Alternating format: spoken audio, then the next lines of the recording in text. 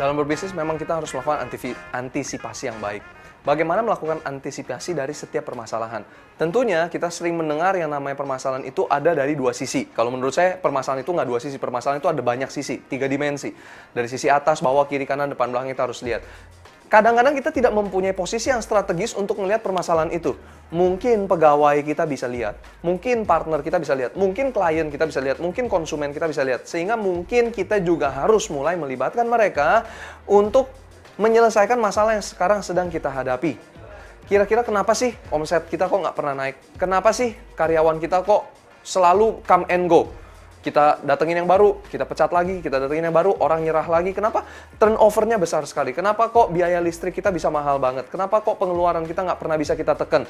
Kenapa kok begini, kenapa begitu? Itu ada banyak. Mungkin kita nggak ngelihat itu dari cara pandang kita. Tapi orang lain mungkin ngelihat. Sehingga kita harus mempertimbangkan faktor penyelesaian masalah dari pihak internal maupun eksternal. Internal itu siapa? Pemegang kepentingan, pemegang saham, orang-orang yang duduk di kursi kekuasaan, orang-orang yang jadi pegawai kita, tangan kanan kita, staf-staf kita, orang-orang yang ada di dalam perusahaan kita. Mungkin dia tahu bahwa perusahaan kita ini kenapa memburuk. Karena memburuknya begini. Mungkin kita nggak ngerasa itu sebagai keburukan. Tapi orang lain merasakan dan melihat. Sehingga kita belajar dari mereka juga. Sekali lagi, karyawan kita bukan pegawai. Karyawan kita itu sebetulnya adalah partner kerja kita yang kita ketemu setiap hari. Dia lebih-lebih dari partner bahkan, karena setiap hari kita ketemu sama mereka.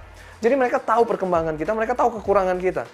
Setelah kita pelajari bersama, ajak meeting rame-rame, ajak secara interpersonal ngobrol, ajak makan, ajak sambil main biliar, sambil main bowling, sambil ajak makan pecel lele. Dari situ kita ngobrol, kelihatan, oh sudut pandang si Joko begini, sudut pandang si Joni begini, sudut pandang si Jennifer begini, sudut pandang si Jessica begini.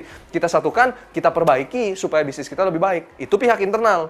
Dan kita pelajari juga dari pihak eksternal. Klien kita ngomong apa sih soal kita? Kenapa sih kok kita susah banget berkembang? Jangan-jangan ada hal yang kita nggak lihat secara internal. Jadi mungkin orang ngelihat ke kita, lihat dong, masa lu punya staff setiap kali dagang pakai sendal jepit? Mungkin kita pikir, memang gue bosnya pakai sendal jepit, jadi pegawai gue boleh semua sendal jepit. Tapi di mata konsumen, pakai sendal jepit dagang tuh gimana? Pakai baju nyantai tuh gimana? Pakai jeans bolong tuh gimana? Lu dagang, lu jadi brand ambassador.